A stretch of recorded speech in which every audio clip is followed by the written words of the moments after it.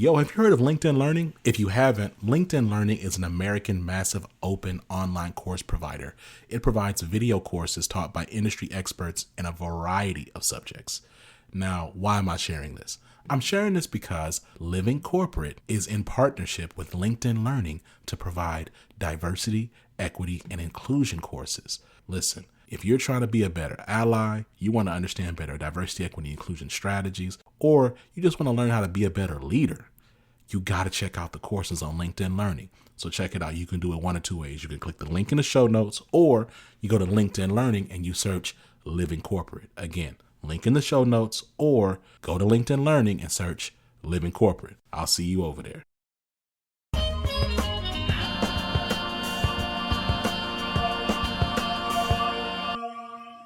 Hello, everybody. Hello. Welcome to another episode of the Access Point. My name is Brandon Gordon, and who do we have here today with us? We have Julia Rock. Hello, everybody. Yes, and before we introduce our esteemed guests, we want to tell you a little bit more about Living Corporate. Living Corporate is a digital media network consultancy focused on workplace equity and inclusion. Living Corporate centers and amplifies Black and Brown voices just as yourself in the workplace through digital media production and business-to-business consulting. The network offers a variety of programming tonight, and we're excited that you're joining us for the latest installment of the Access Point. So, Julie, what is the Access Point? Tell us more about it. Sure. So let's talk a little bit about the Access Point. It's a weekly webinar that focuses on preparing Black and Brown college students and early career professionals for the workforce by having the real nuanced talks that they don't know that they need. So it's a critical conversation that we like to have here. So trying to give you guys the cheat codes that you may not know that you need. And tonight, I'm really excited about our guest. We have Kaleb Yates with us, and Kaleb is a recent graduate of Texas State University. And he is also the brother of one of our former co-hosts, Mike Yates. So he's coming in with full steam behind him. And so we're excited about tonight's conversation. And so, Kaleb, I don't know if you want to just tell us a little bit more about yourself before we get into the conversation. Yeah. So I just graduated. Pretty excited about that. I just moved back to Houston after graduating. So been here for about 3-ish months, kind of adjusting because I've been in such a small town for quite a while. So it's kind of interesting getting used to this whole big city that I grew up in, and kind of like getting to know it in a whole different way. So yeah, I'm excited. I lived in Houston for, I guess, 6, 8, I don't know how many years now. In Houston, I feel like even after living there a long time, you still get lost on the highway. You're still driving like, I know this street like the back of my hand. Why am I lost again? Make it make sense. Yes. I use the GPS every chance I get. You're exactly right. Houston in the daytime and Houston at night is two different cities. Like, look. I've been in Houston for about 17 years now, and I still get kind of confused everywhere I go. It's crazy. It's crazy. But I'll hand it back to you, Brandon, so that you can kick us off here with tonight's conversation. Absolutely. So, Kaleb, congratulations. Graduated college, right? So what memory from your time at the university will carry with you throughout your entire life? Memory or memories? I really want to say kind of the opportunity to get to know myself. I feel like as you're younger, you don't really have that leeway in a school setting. So I think that really, those tidbits along the years really changed the way that I approach things, work, personal, everything. So I think that was probably my greatest memory coming out of college. Okay. And so what do you aspire to get your master's? Do you to further your education, or you just want to stay with your with the major that you have? And what is your major? What is your major in? So it's in advertising. So it's almost like a dual major, so it's advertising and mass communication. Okay. And so initially I was just going to take the bachelor's and run with it, but after all this job hunting, I've changed my mind on that. So I'm definitely looking to go back to school within the next year or so, um, and hopefully kind of expand outside of my bachelor's. Um, Maybe looking for a concentration in writing or some type of production. Um, so yes, that's what I'm looking forward to. And just a quick bit of advice, right? I'm pretty sure Julia will attest to this.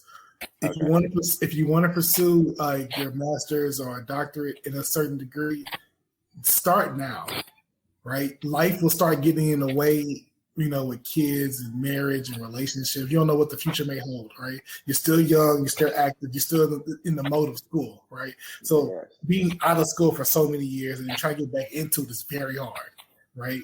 So Even these 2 months, Well, I feel it. I feel it.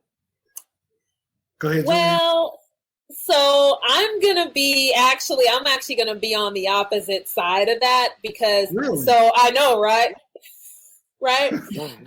So the reason why I say that is because I left school and I went and I worked for a few years before I went back and got my master's. I got my MBA. And when I say that experience was so much richer because I had work experience, I could tie things to what I was learning. Everything made more sense because I had practical application and it just wasn't theoretical. I do understand the piece around, being out of the school mode, but it's also a certain level of discipline. I knew, so I'll just be honest, when I came out of undergrad, I was making like $46,000. And I was like, this isn't going to cut it. So I'm going back to grad school and see if I can make more money. And then so I was like, I'm going to work but I'm going to go back to grad school because I want to make more money. So I worked for three and a half years. And then I went back because I had that discipline. And then I came out making six figures. So I was like, that works. But it's about that discipline, about being willing to go back and go to school. So I would just kind of give you that, Kaleb, is just another side of it, that getting a little bit of work experience may not be a bad idea, so that there can be some practical application for if you want to get your degree, if you want to go back to school. So just a shaking the table a little bit. It's good to have varied opinions. Yeah, I mean, I definitely wanted to throw it away altogether, and then after kind of deciding, because I kind of decided a little bit too late, some programs start in this upcoming spring, but most of them that I'm interested in start in the following fall semester. So that kind of works out for me more because I want to be able to work and as well gain experience in the actual field and see if I even like it. So Okay. yeah. Interesting. So I did have a question for you. So, because we're talking about you going back and getting your master's, but so what is it that actually attracted you to the major that you have in the first place, and also the school? What attracted you to Texas State as a school? But then thinking more about your major specifically, was there anything about that really stood out to say, hey, this is something that I really would want to do? Yes. So for me being attracted to Texas State, that was really so. Michael, he went to Texas State, and he would never let me hear the end of it. Go to Texas State. Go to Texas State. I was like, okay, Michael, whatever. So I applied to other places, but and before I had, because I was a transfer student, before I transferred there, I was doing community college, and something in me just wanted to get out of Houston. I wanted to explore life away from Houston. So San Marcos felt like a really good location. It was in between two major cities. Um, it was smaller, so it was a lot of kind of like a juxtaposition to Houston. So it felt right in that aspect. As far as my major, I was initially a marketing major, and after a while, those all of those math courses started beating me down. So I hung it up, and I said, "Well, what do I actually like?" So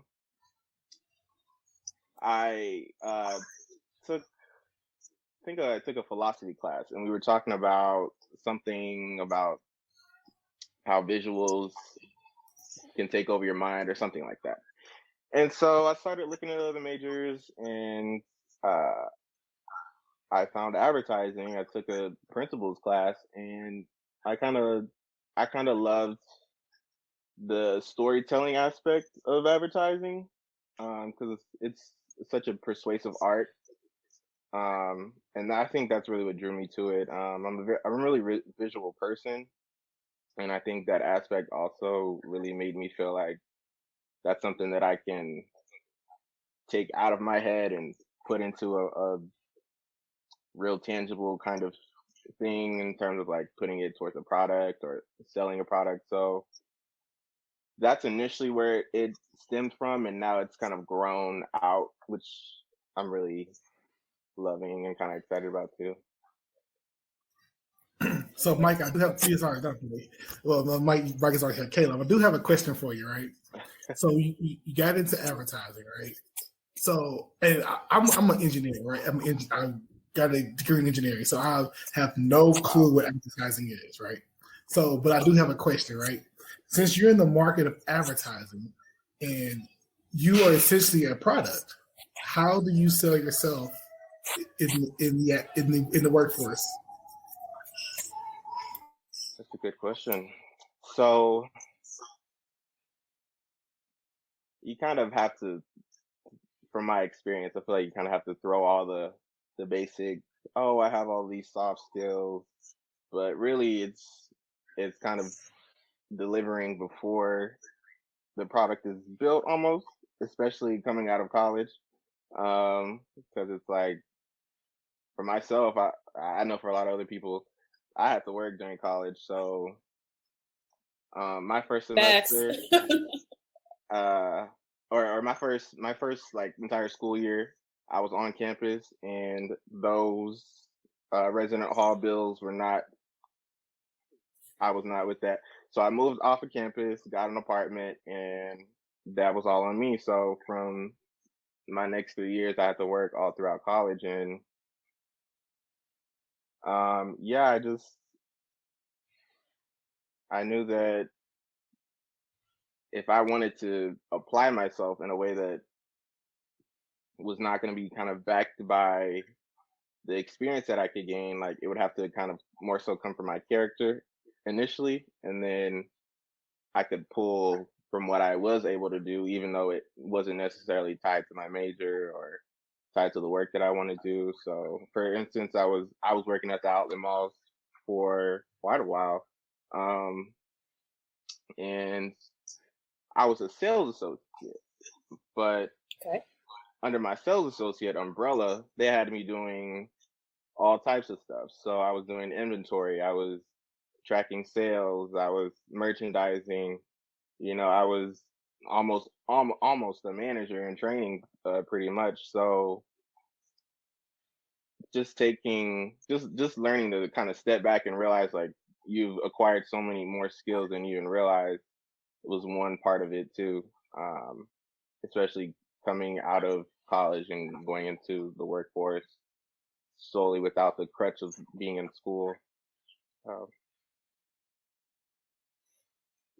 And so I think you just gave a bunch of just kind of going back to the his clubhouse language of gems or jewels being dropped. The idea is that when if you don't have the experience, so those of you who are listening, even if you don't have specific experience with that role or with that industry, if you've got experience that you can pull on where you've got skills that are applicable. So in Caleb's case, he had a chance to do sales and he had a chance to do visual merchandising. And again, if you're thinking about getting into a field where visuals are important, if you've had some sort of visual activity or expertise someplace else, you can then try to translate that into the role that you're going into. So if you don't feel like you have the experience yet, pull on the experience that you do have. If you've worked in retail or if you worked in something else that isn't considered corporate, but you still gain skills, you can pull on that when you're trying to position yourself for job opportunities. So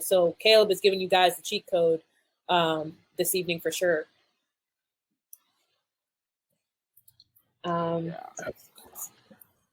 Did you have another question, Brandon? I don't know if you had another question that you wanted to poke at Kaleb. Yeah, okay, so yes, I'm going to poke at Kaleb, right? Because I want to make sure that this young brother gets gets everything together, right? So resume, has your resume been tweaked? Have you been on LinkedIn, active on LinkedIn? You know, have you talked? Do you have a peer group? Do you have mentorships? You know, you have people around you, but do you utilize these people on a daily basis? Not even a daily, but just weekly, monthly. Do you periodically check in with people? Do I have a mentor of such? You know, anytime I can get Michael's ear, I go to him. Don't necessarily have a peer group, but I know quite a few people. I guess maybe you could consider that a peer group, but I know quite a few people coming out of college that are in the same boat as me, and we've really been kind of collaborating. Like, oh, what do you think about this resume, or what kind of skills did you add? Da da da.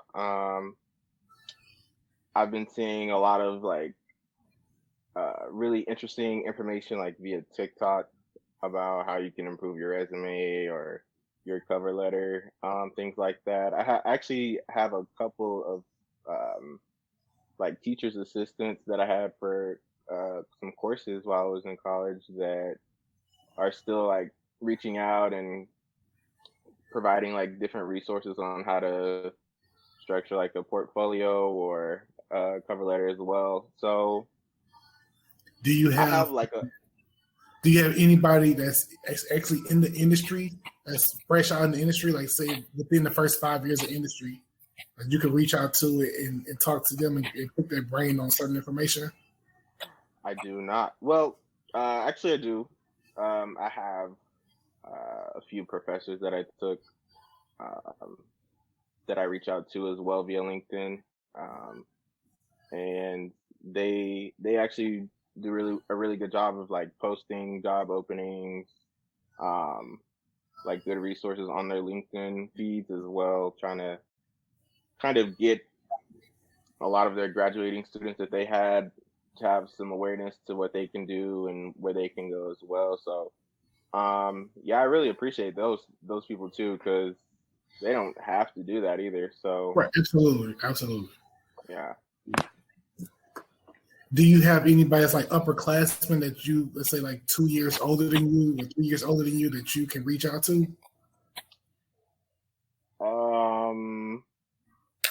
Yes, but not in my field of study. Okay. So they're all kind of doing different things. Most of the people that I know in my field were actually in my graduating class. So, yeah. Okay, so it's like learning. So you pretty much all learning together, pretty much. Right. Okay, and so what's like with your resume, right? Has it been critiqued? Have you had people look at it? Yes, definitely. Mr. Michael Yates, he butchered me. Yeah, I have maybe like 7 different like templates of resumes. And it was just one that I kind of made like the day before, and I had sent it to him, and he was like, "Oh, this is terrible." So he referenced me to, I forgot, I think it was the Cultivate company. I think that's the name. And it just has like a kind of a cleaner template on there. So that's the one currently that I've been using to apply everywhere with. And I get a lot of like I had mentioned, I have a OTA that I talk to. She gives me a lot of resources on like cover letters and portfolios. I haven't sent her my resume, but and I like that Michael's so honest with me, because who's gonna be honest with you like that, you know? Right. I even had a job interview that I went on, How'd it and go? Now you're Well, talking, congrats right? on the job interview. Yay. Let's Congratulations, number celebrate one. that. That's sort of, oh, and I want to talk about that. Like you did the resume, you know, so that's very good. But then you got the job interview, right? So how was the job interview? Were you nervous? Were you excited? Did you prep for it? Like what types of things did you do to get yourself ready for the interview? so I've actually had quite a few job interviews. Some of them I was not that interested in, but the bills need to be paid soon, so obviously I went. Some of them Right. were virtual, some of them were in person. The ones that were virtual, I did not prepare that much for them. I'm not gonna lie. Okay. Just threw on a t-shirt or a button down and brushed my hair and looked presentable. But you know, I wasn't. I've just been very authentic with everybody that I've interviewed with. I'm not there to lie to you too much, or you know, I'm not there to fabricate really anything. Because I'm a new grad. That's what I am. I don't have much experience to give you. You know, that's why I'm here, to gain it from you and your company. And not to cut you wisdom, Caleb, but I do want to take an opportunity to say this for our audience as well. And I do want to bring up this point that you said that you really didn't take it serious on the interview. And I would say, you know, to counterpoint that, take the interview serious, no matter if you want the job or not, because you're still getting real world practice with that interview, right? So you can use those skills that you learned from that interview and apply those to other interviews as well. So take it all serious, right? Absolutely. And also just to chime in here. So, and you know, even the jobs that you don't think that you want, you may be surprised at the connections that you get or the opportunity that you get at a job that you don't think that you even want. So to that point, take all of your interviews seriously, prepare for them. And if you do get the job opportunity, approach it with an open mind, because again, you don't know what door it could walk you through. Even if it's not the job itself, the connections that you can make in a job that can last for a period of time and last throughout your whole career and open other kind of real doors that you want open. So take those things seriously. Right. I've had a job experience. I've had a job experience where I was there for a year. I needed something quick, so I got it into a consulting company, but it really wasn't what I wanted to do. But I did it anyway, and I made connections there. It actually propelled me to where the job I'm at now, to where I'm actually working in somewhere that I actually love to be at. But if I didn't take that little crappy job for a year, right, I wouldn't have the job I have now, right? And I know it's a fairy tale story. I'm just lucky that it happened. But these opportunities are possible if you just stick with it, take it serious, because you don't know where it could lead you. Exactly. Yes. You know, the ones that I've had in person, and I think when that though, that I haven't been taking it as serious too, now that I'm thinking about it, is because of the way that the pandemic has kind of changed the way we like intake information and all of that. So uh I think it was the exact semester where I kind of switched my major, where we had where the pandemic struck and everything went virtual. And so I think from there I kind of became desensitized to kind of like meeting virtually and kind of taking it serious. You know, in class you can kind of doze off, walk away, turn your camera off, whatever, here and there. So thank you for that, actually. Usually I do And step forward, you know, with the best foot though. But yeah, it's actually kind of good to hear, you know, that it's not, even though it might not be something you want to do, that it's all kind of still on the same playing field in terms of progressing yourself. So exactly, you never know what opportunity, you know, where an opportunity is going to come from, and so you don't want to to not put your best foot forward. We've all heard that you don't know who you're going to get into the elevator with, right? And so you always want to be prepared for whatever the situation is, so that whoever walks into the elevator, if it's your dream opportunity, that you can, it's a dream contact that you've always wanted to meet, that you're ready for it. So that's how you should approach job interviews and opportunities, because you never know where it's going to take you. Right. I totally agree now. All right. And so I feel like we've been peppering you with questions here, Kaleb. So I feel like it's time for the tables to turn. You have Brandon Gordon on this side here, and then you have Lil OB. So I don't know how much I'm going to add, but we're gonna see how much Brandon can provide. You're DJ Rock, like. What? I don't know what that means. I don't know what that means. But if you have questions, Kaleb, that we can answer for you, we want to make sure that we give you a chance to poke some questions at us. Yeah. So,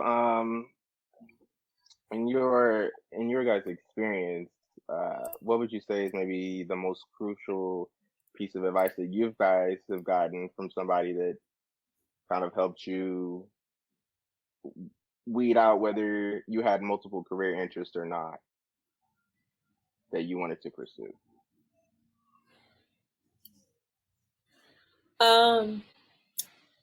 So I'll tell you a quick story about a conversation I had with my dad. So I was going to be a sports agent. I had just seen Jerry Maguire for like the 8th time, and I was like, I'm going to be a sports agent. This is it. And I had a conversation with my dad, and he's like, so sports agent, cool. So how do you plan on getting a job as a sports agent? And I was like, I don't really know. He's like, how much do sports agents get paid? I don't really know. Where do you get jobs as a sports agent? Like what companies? I don't really know. He's like, so it seems like you don't really know much about being a sports agent. And so and it's just like he asked me these questions, and I realized I didn't have any idea at all.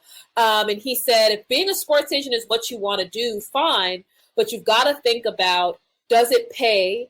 What kind of jobs are available? Is there any sort of job security, so forth and so on. And then he also talked to me about finance, because I don't really like math all that much, but finance interested me, like in terms of whether it was stocks or markets and so forth. And so he said, if you like finance, that's a place where you can do finance at any company. That there's going to be opportunity for you. So he's like, if you want to do the sports agent thing, fine, but really take a step back and think about, where is this going to take you? And, I decided to go into finance, and the rest is history now. But it was that kind of pivotal conversation that took me from going down, trying to be a wannabe Jerry Maguire with no plan, versus, going through the process of going into finance and having a multitude of opportunities, working in financial services, working in oil and gas, working in the biotech space. I've had a lot of opportunities, but because of that kind of pivotal conversation when I was in college. So just that for me, that's what helped. Okay. Yeah, I had a very similar story, but instead of finance, I wanted to do psychology, but I didn't like to read. Right. So math and science were my strongest suits. Math, science, and chemistry. That's why I chose chemical engineering. But so Julius or her dad, it was my mom. Right. So my mom was telling me, you like reading, you like math, you like chemistry, you like problem solving, like do chemical engineering, and that's where it took me. Do you have any more questions? I'm pretty sure you do. Oh, yes. So, okay. So what do you feel has maybe been like the most helpful for you guys in terms of like defining the career goals you want to go after kind of deciding like this is more of a feasible type of thing for me to achieve? So like career goals, one thing that I did was just talk to the older people that were in the industry, right? It's been there for 20 years, 30 years, right? And see what they've done and see what sparked their interest and see if they interest me as well. So in my degree field, I have to get my professional engineering license, my and certifications as well to do different things. So talking to them and really understand, okay, what is it that I want to specialize in and excel in, right? So that's where I'm focusing my career at right now. For me, when it comes to career goals, I actually took a step back and said, what do I want to actually do? What do I want to impact at work? And I knew that getting into a place where I could impact my employees, impact strategy, and help to drive an organization from a finance perspective. I knew that ultimately was where I wanted to be, because initially I wanted to be an investment banker, and I got over that real fast when I saw that they were working 100 plus hours a week. I said, okay, we're not doing that. We're going to let that dream go.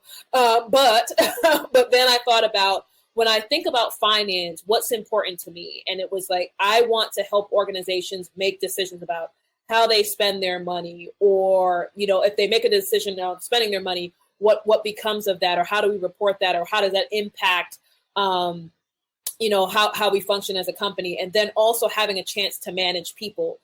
Some people don't like managing people. I really do. I think that coaching is great when you have employees that work for you.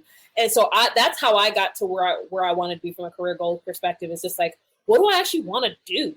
And where do I see that kind of in the future? What's the end result? And so it's not me being a CEO of a Fortune 500 company. That's not what it was. But it's I want to drive financial strategy and impact the employees that are in the finance organization. And especially if they're employees that look like me. Can I have a chance in helping somebody who looks like me get a career in finance and get opportunities? So once I started there, then that's kind of how I was able to kind of back into different steps in terms of what career moves to make and what jobs to take and that kind of thing.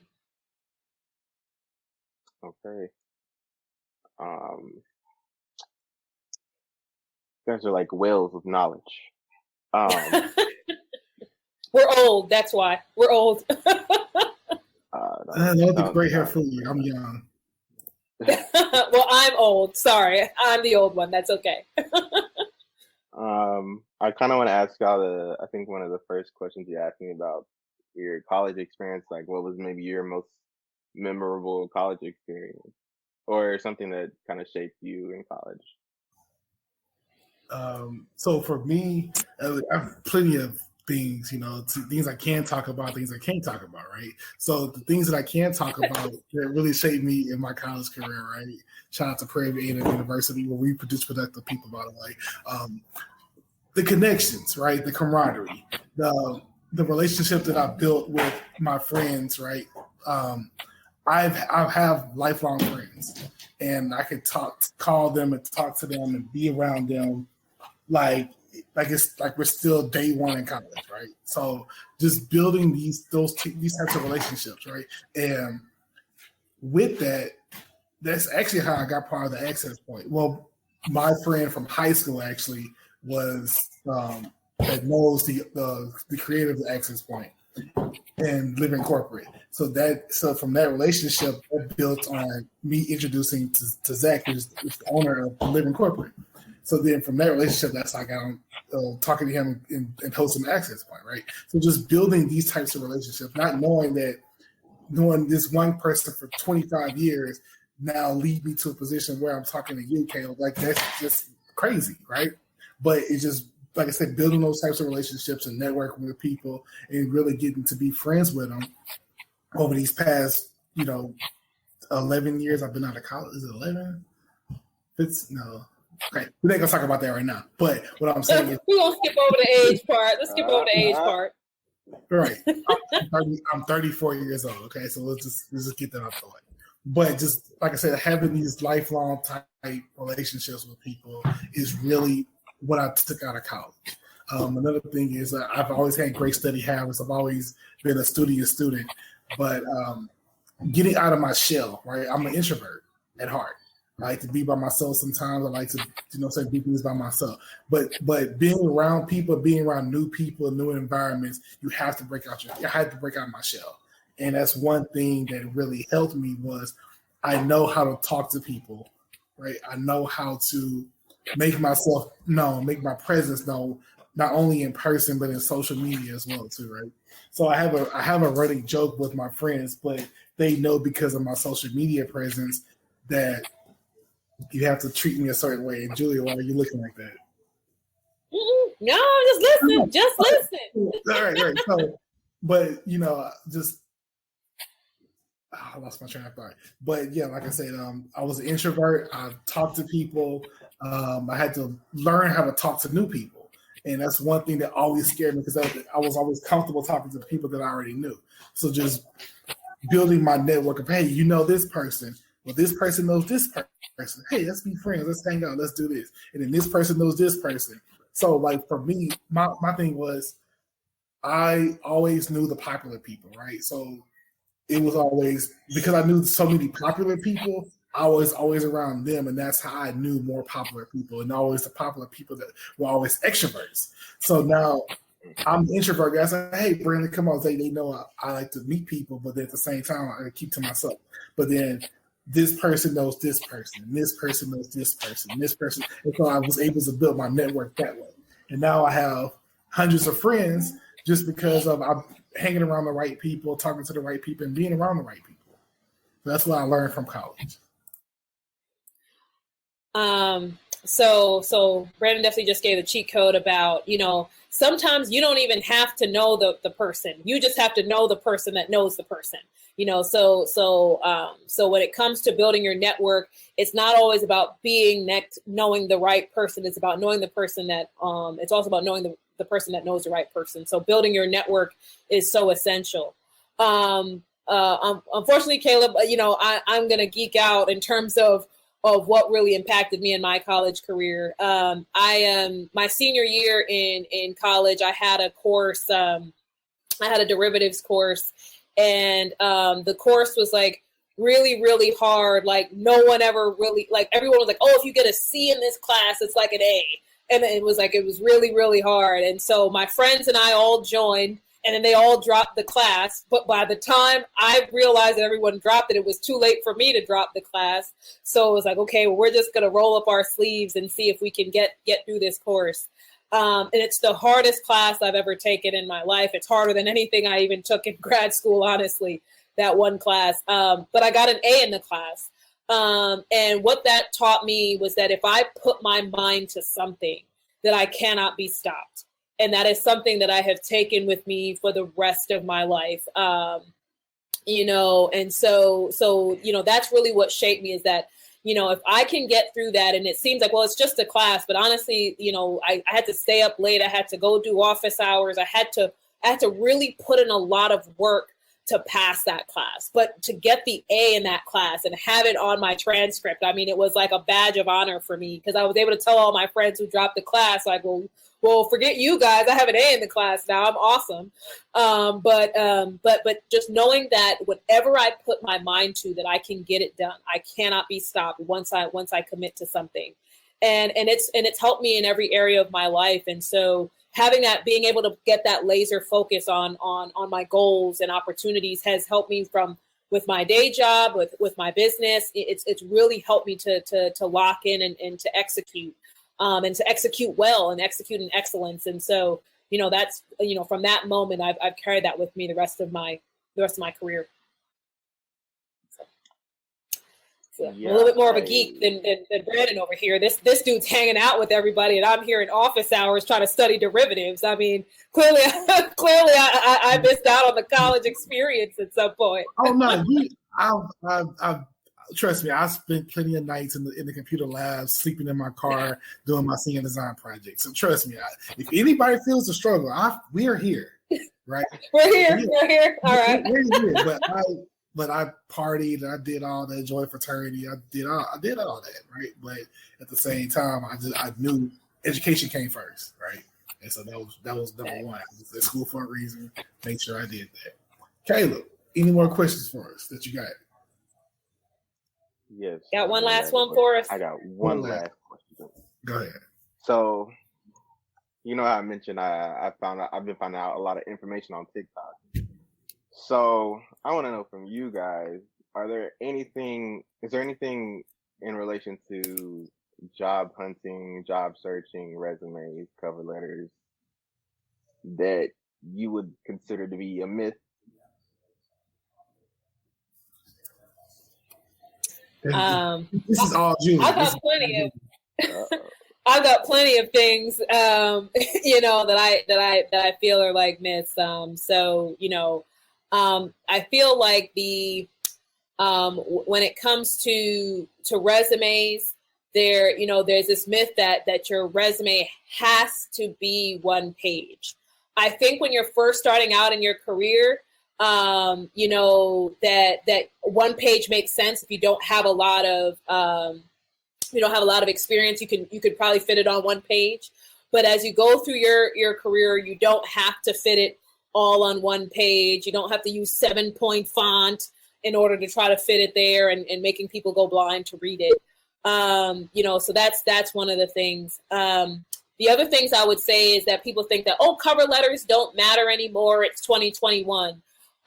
Certain companies don't care, but a lot of companies do, because if you see, you know, and right or wrong, if you see two resumes that are identical, you've got to find something that will set them apart. And so they can go to the cover letter to see who's got a strong case for why they want to work at the company.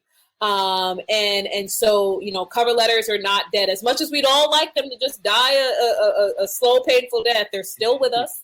And companies are still looking for them.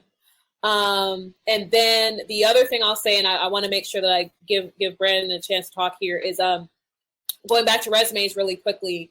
I know that these like Canva template resumes with all the boxes and the photos and stuff seem real cool, but the fact is your resume is scanned by a machine probably like 90% of the time before it actually reaches the hand of a person. So if you've got a Word document with boxes and flying monkeys and all this kind of stuff, it's not going to get through the electronic system, and it may not make it into the hands of an actual person.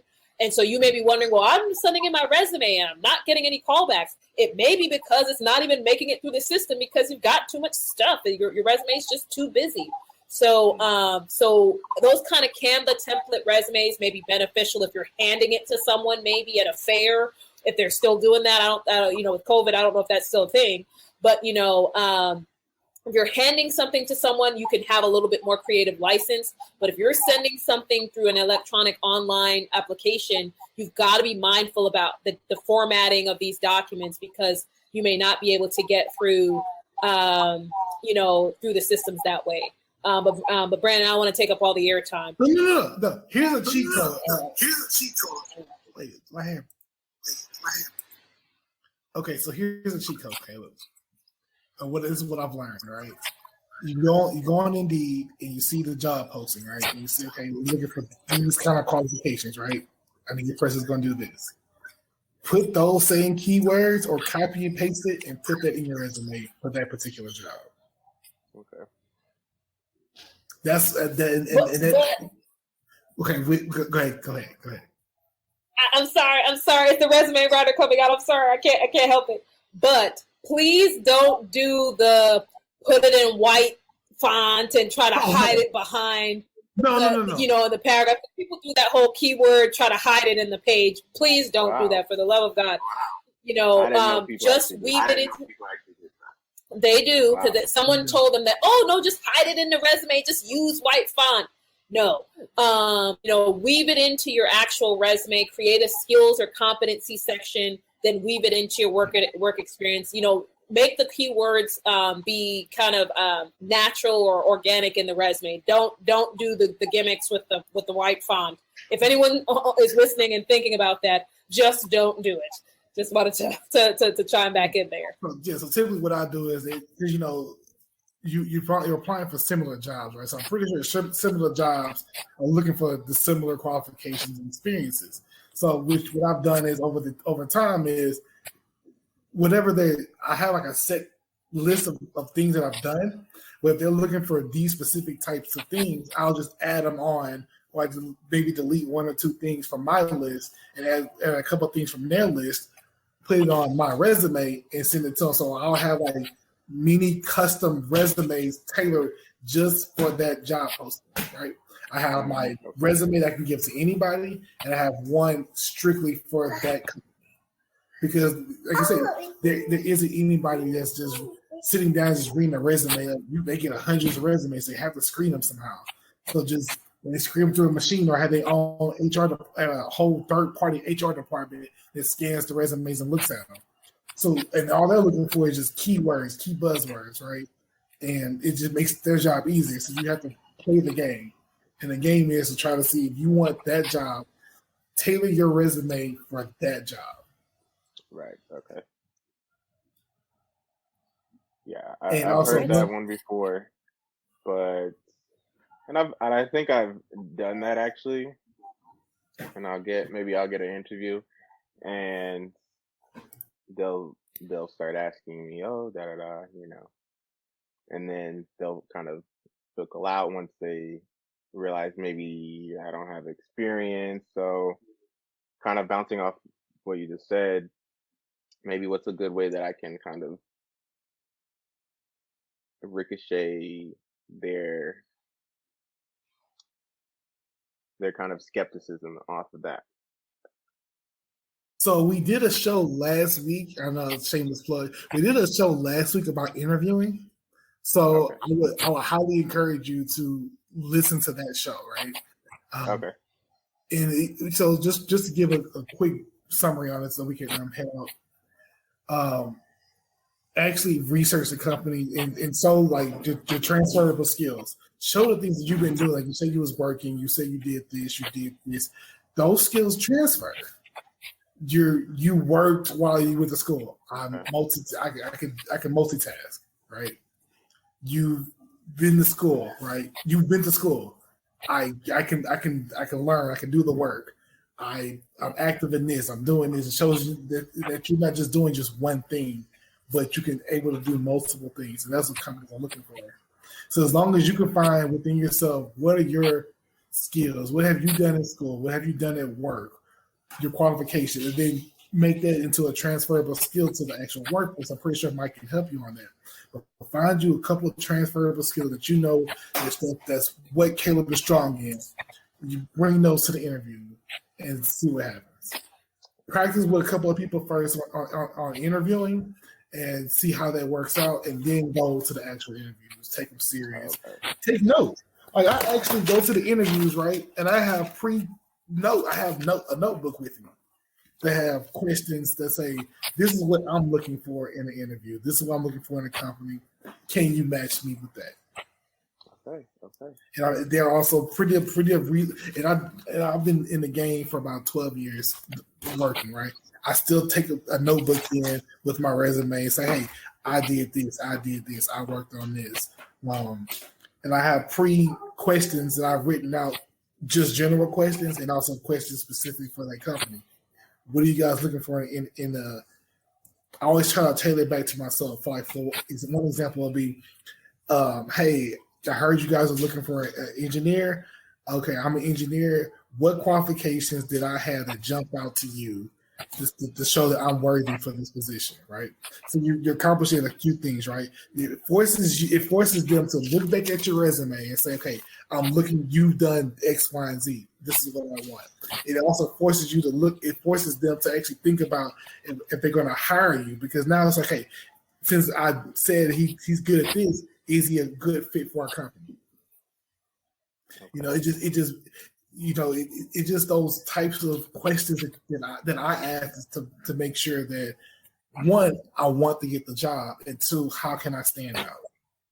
Okay, that's a really good. I love that advice. Yeah, definitely gonna use that one. No, absolutely, yeah, and also as well, right? Use.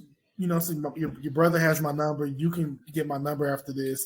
I'm pretty sure you can talk to Julia. But like, use us as a resource. If you have any questions, like, we're here to help. And this is just for anybody that's listening, right? We're here to help. We want to make sure that you are excelling in your respective fields, no matter what it is, right? We want to make sure you excel. We want to make sure that you're in these corporate workspaces representing yourself as well as your community in the best way possible. And the thing is, obviously we've talked a little bit about the living corporate and the access point is really seeking to cater to Black and brown people. Folks of other ethnic groups, they're willing to use their networks. They're willing to use their resources. They're willing to name drop. They're willing to rely on other people. For some reason, I think a lot of times we feel like we've got to go through the struggle ourselves in order to feel like we've made it. It makes no sense. If people have gone through the fire before you, we've made the mistakes, we've learned, we've gotten all these things to help those who are coming behind us and make your paths easier. So use the resources that you have in front of us. You don't have to reinvent the wheel. If we've got some of the cheat codes that we can share with you, let's go ahead and use those. But thank you so much for joining us this evening, everyone. And thank you, Kaleb, our awesome guest this evening and sharing some knowledge with us. So we're so glad that you were able to join us. Just in terms of if you guys want to follow the host on social media, you can follow me at the Julia Rock on Twitter and on Instagram. And so, Brandon, where can folks find you? The good people can find me on Twitter at Ghostface Sigma. They can also find me on LinkedIn at Brandon Gordon. You can also find Living Corporate on the web at livingcorporate.tv, on Twitter at livingcorp_pod, LinkedIn at Living Corporate, and on Instagram at Living Corporate. And before we wrap up, so Kaleb, where can folks find you before we close out? We want to make sure that if people want to connect with you and learn more about your experiences, that they can find you on social media. Yes, so on LinkedIn, you can find me under Kaleb Yates, and then on Instagram, you can find me under Kaleb J. Yates as well. So, awesome. Awesome. And with that being said, catch us next Tuesday, 6:30 p.m. Central Standard Time. 6:30 p.m. Central Standard Time for another episode of The Access Point. And with that being said, we'll see you guys next Tuesday, 6:30 p.m. Central Standard Time. I'll be there. Thanks, Caleb. Thanks, Julia. See you guys. Have a good evening. Have a good one.